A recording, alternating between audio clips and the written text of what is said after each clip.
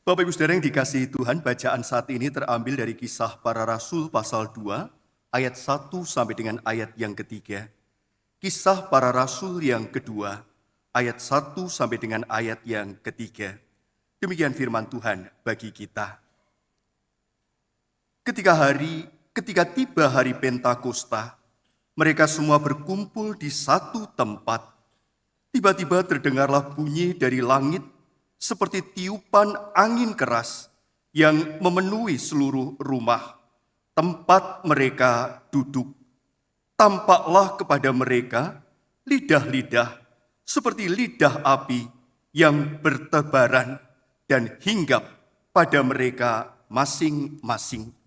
Demikianlah firman Tuhan yang berbahagia adalah kita mendengarkan firman Allah dan yang memeliharanya di dalam kehidupan kita. Bapak Ibu Saudara yang dikasihi Tuhan, kalau ada keadaan atau kejadian yang ajaib, tetapi kita tidak ada di situ, kita tidak melihatnya. Tetapi orang berkata bahwa dampak dari kejadian ajaib itu kita rasakan. Anda percaya atau tidak?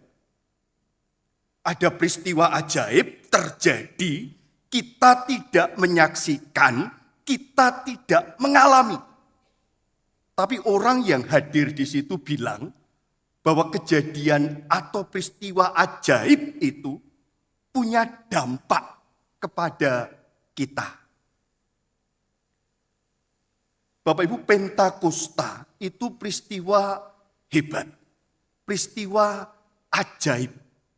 Roh Allah tercurah kepada setiap orang percaya. Roh Kudus dianugerahkan bukan saja kepada murid-murid zaman dahulu, tetapi kepada kita zaman sekarang. Tapi banyak orang ragu, banyak orang tidak yakin. Itu kan kejadian zaman dulu. Murid-murid menerima pencurahan Roh Kudus. Kadang orang yang hidup zaman sekarang tidak yakin kalau Roh Kudus itu juga dihadirkan Tuhan dalam kehidupan orang percaya. Apa yang kadang membuat kita tidak yakin, Bapak Ibu? Kalau Roh Kudus itu dicurahkan kepada saya belum pernah melakukan satu tindakan ajaib pun. Kalau Roh Kudus dicurahkan pada saya kok kadang masih hidup dalam ketidakbenaran. Betul atau betul, Bapak Ibu? Kadang kita yang hidup zaman ini ragu. Benar tidak Roh Kudus itu hadir dalam kehidupan kita? Apalagi kalau gereja-gereja lain bilang kita belum dibaptis roh. Kita malah tambah yakin atau tidak yakin. Kadang ketidakyakinan kita, ketidakpercayaan kita, itu memadamkan kuasa roh. Satu kali ada anak sekolah minggu yang ditanya. Kepada anak sekolah minggu itu ditanya demikian. Kalau Roh Kudus datang seperti api, apa yang engkau lakukan? Jadi anak itu ditanya, kalau Roh Kudus datang seperti api, apa yang engkau lakukan? Anak itu menjawab demikian. Aku akan cepat-cepat ambil pemadam kebakaran. Kalau Roh Kudus turun seperti api, aku akan cepat-cepat ambil pemadam kebakaran. Bapak Ibu, kadang hal itu lucu. Tapi anak itu kadang mencerminkan diri kita. Mencerminkan reaksi kita. Saat Tuhan bekerja dengan cara yang tidak biasa. Kadang kita panik, kita takut, malah kita padamkan yang telah Tuhan nyalakan.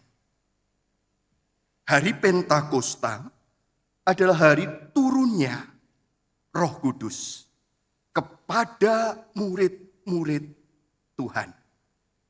Tetapi sebelum itu terjadi, ada sesuatu yang sangat penting.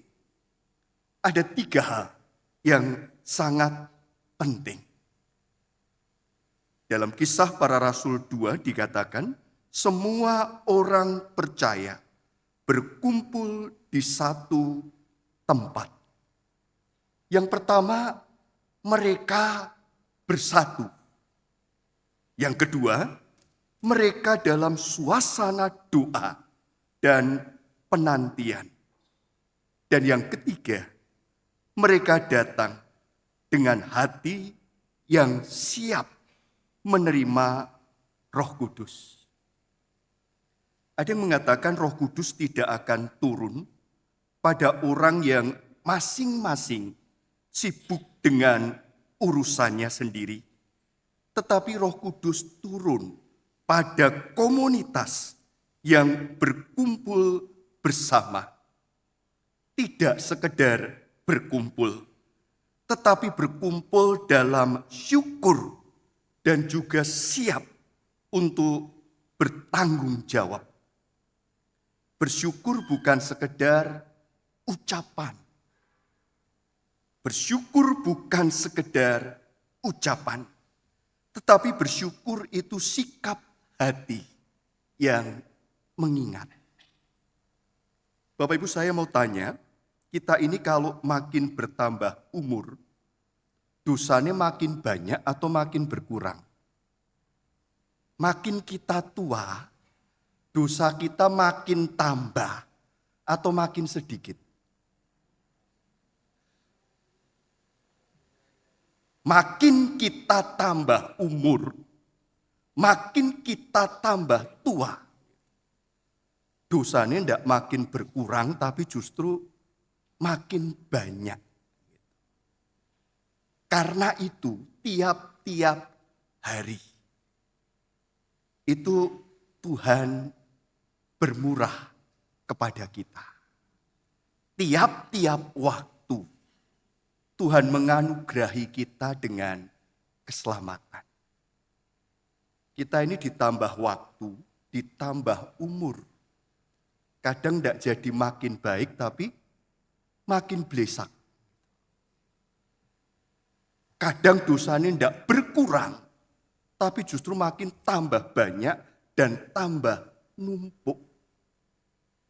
Itu berarti ketika kita bertambah waktu dan bertambah umur, maka semakin Tuhan memberikan kemurahan kepada kita, kesempatan kepada kita, keselamatan kepada kita.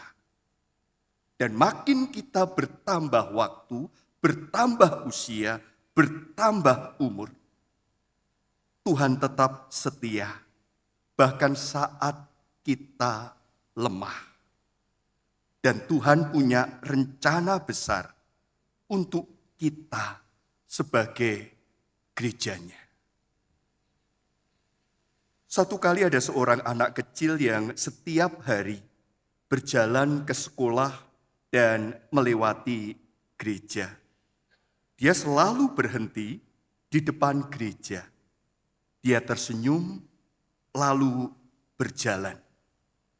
Satu hari pendeta bertanya kepadanya, "Nak, kenapa kamu setiap hari berhenti di sini dan tersenyum ketika memandang gereja ini?" Anak itu menjawab, "Karena saya ingat Yesus ada di sana. Dan saya hanya ingin bilang terima kasih." Sederhana. Tetapi disitulah letak kekuatan. Syukur yang sederhana menyatukan kita dalam kasih Tuhan. Dan setelah Roh Kudus turun. Murid-murid tidak tinggal diam. Mereka melakukan 3 hal. Memberitakan Injil, menolong sesama, membangun komunitas yang kuat. Roh Kudus mempersatukan kita, tetapi juga Roh Kudus mendorong kita keluar. Bukan hanya berdoa di ruang atas, tetapi membawa kasih Allah ke jalan-jalan Yerusalem, bahkan sampai ke ujung bumi. Ada sebuah kisah nyata seorang nenek yang bernama Oma Linda. Selalu datang ke gereja paling pagi, bahkan saat hujan yang deras. Ketika ditanya mengapa dia begitu setia, jawabannya sederhana. Kalau saya tidak datang, siapa yang akan menyapa jemaat baru dengan senyum pertama? Dia seorang jemaat yang mengerti tanggung jawab. Dia seorang jemaat yang teladan, bukan telatan. Beda ya, teladan dengan telatan. Dia seorang jemaat yang teladan. Datang paling pagi hanya untuk memberikan senyum pada jemaat baru yang mungkin datang ke gerejanya. Yang dilakukan sederhana, tapi itu memperlihatkan tanggung jawab. Yang dilakukan bukan hal yang besar, tetapi itu berarti. Yang dilakukan bukan hal yang hebat, tapi itu bermakna.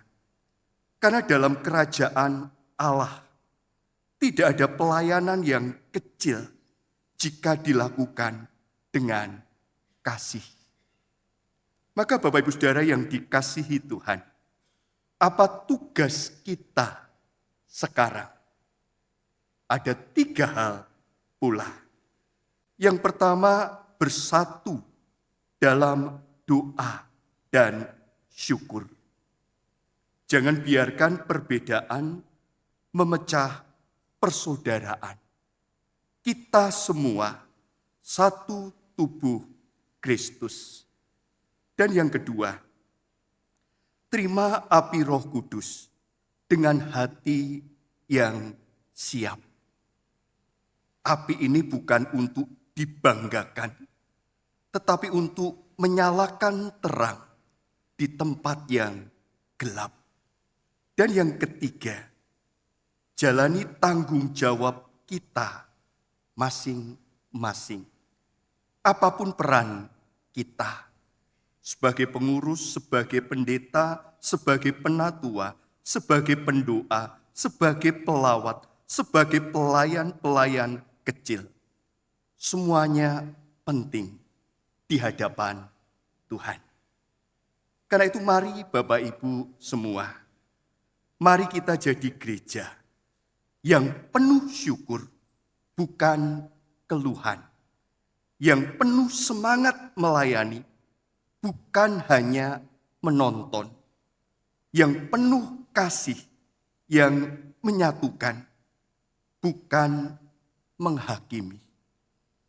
Seperti pada murid di hari Pentakosta, kita pun bisa menyaksikan keajaiban bila kita bersatu dalam syukur dan tanggung jawab. Jangan padamkan api yang Tuhan nyalakan. Jadilah bagian dari penyebarannya, bukan pemadamannya. Dan saya mau tutup renungan ini dengan pantun, Bapak Ibu. Kalau pantun Anda tahu apa yang harus Anda lakukan sebagai tanggung jawab saudara. Pohon beringin berdiri tegak, daunnya rimbun tertiup angin. Mari bersatu, jangan bertolak. Dengan Roh Kudus kita jalan seiring. Tuhan memberkati. Amin.